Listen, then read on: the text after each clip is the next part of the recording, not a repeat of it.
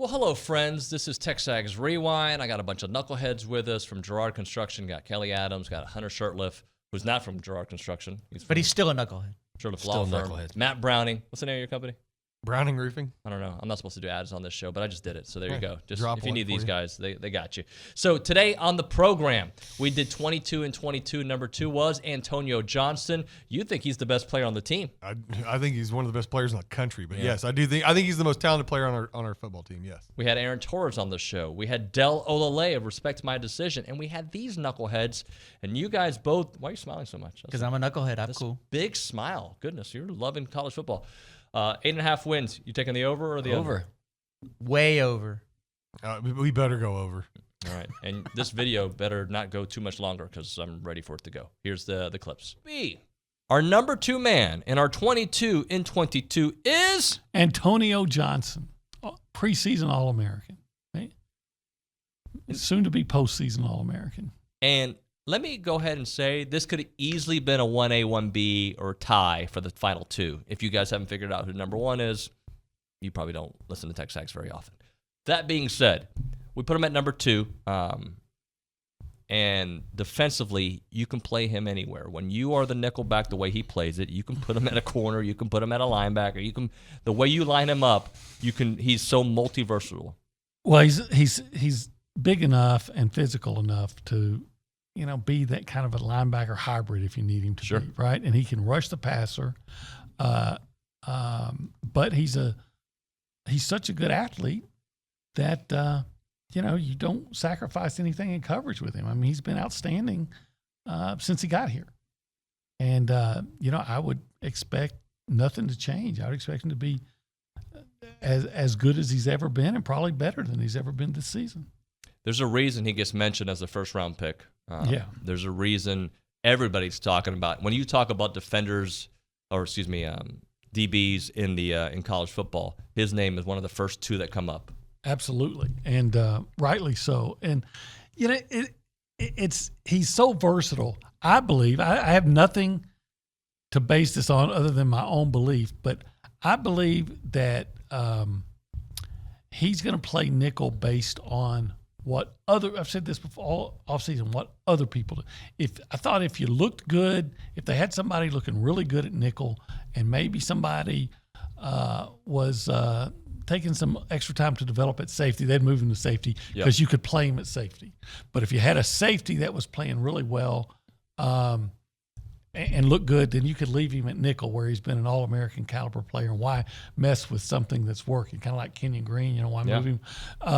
Or if push come to shove, you could probably move him out to corner if you had to, and he could probably play that. He can play anything. And if I had needed to play him at linebacker, I would probably spend a month of trying to put 10 more pounds on him. He'd still be a small linebacker, but you know what? He could probably do that.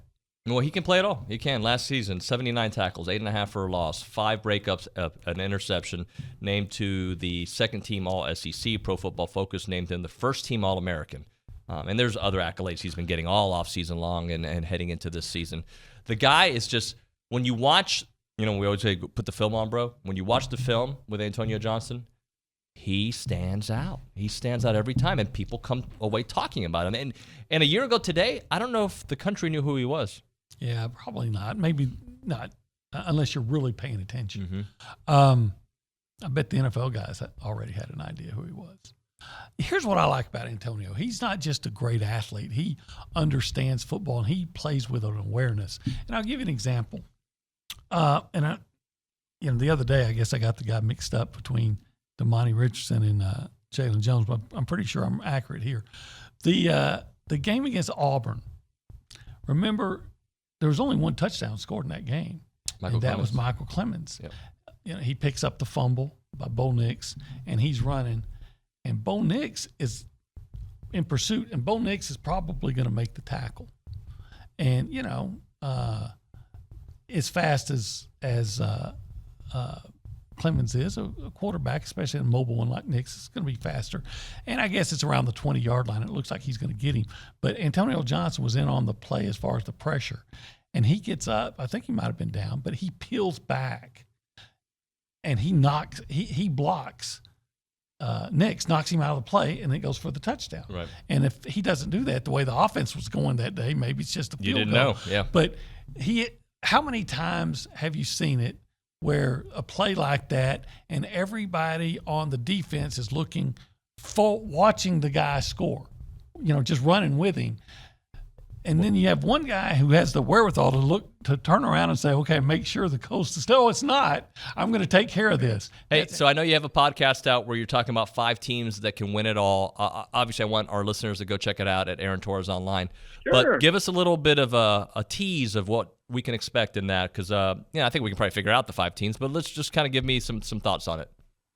I think there might be one that people wouldn't suspect. What I would just say is, and I think now people have figured it out, but I think for the longest time, I think people, there's a truth about college football is there is a difference between a team that's good enough to make the playoff and win the championship, right? I mean, Cincinnati had an incredible year last year. Then you saw them against Bama and you realize, oh, there's a huge gap. And then they'd have to come back a week later and beat Georgia. Pretty much the same with Michigan, but I thought it was maybe even more extreme, with Cincinnati, Alabama. So I think there's probably, 12 to 15 teams that I think could realistically make the college football playoff this year.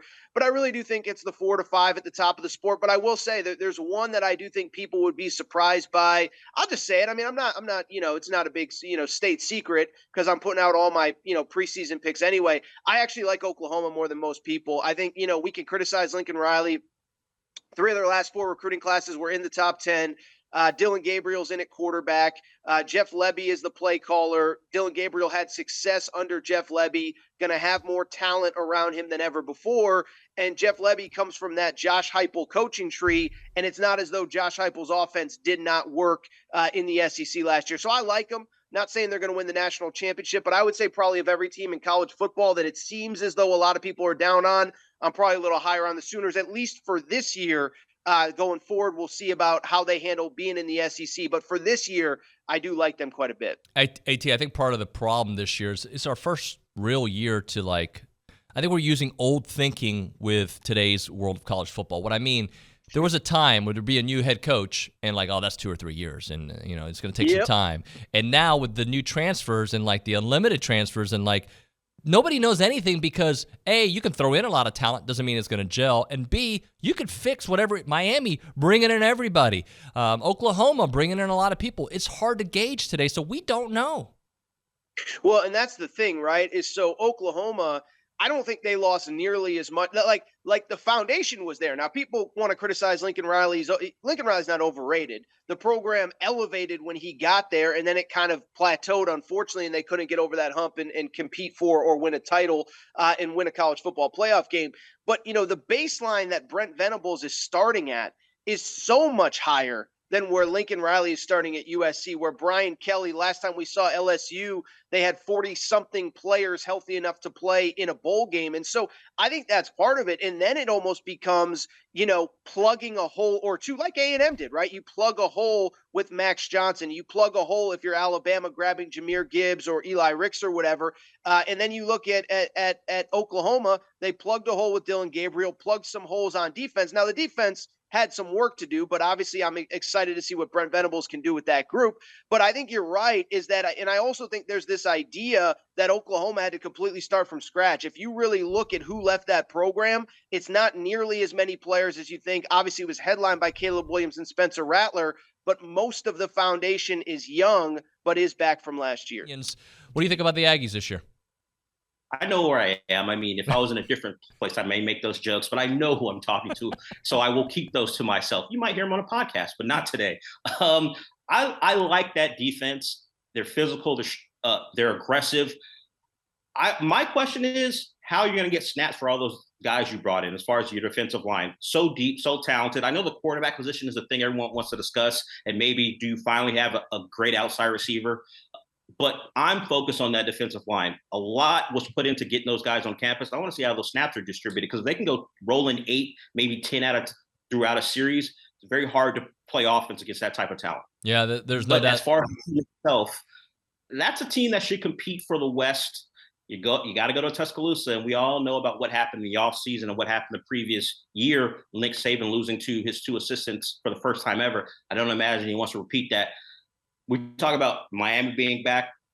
Can the Aggies compete in Tuscaloosa? That'll answer a lot of questions about how or about where that program stands right now. Let me tell you why I have a lot of optimism. And I know Nick Saban actually addressed the offensive line yesterday saying they're better, but that offensive line was pretty suspect last year, and the Aggies were able to capitalize on that. If this defensive line, and it's still an if until you see it, can be what we expect it to be, I think that could be the difference in that game. And again, the quarterback situation at A&M should be better. So you put those two recipes there, those two pieces into the recipe, I think that's, again, the Aggies are hoping and could potentially win.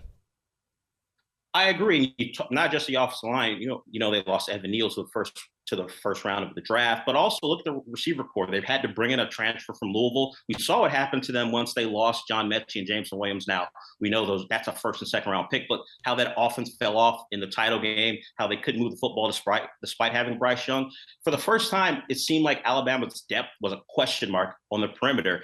That kind of happens when you lose 2 guys to season-ending injuries. But I want to see that wide receiver core, who did not really show anything as far as the guys returning last year, what they are, because the Aggies can take advantage of that too.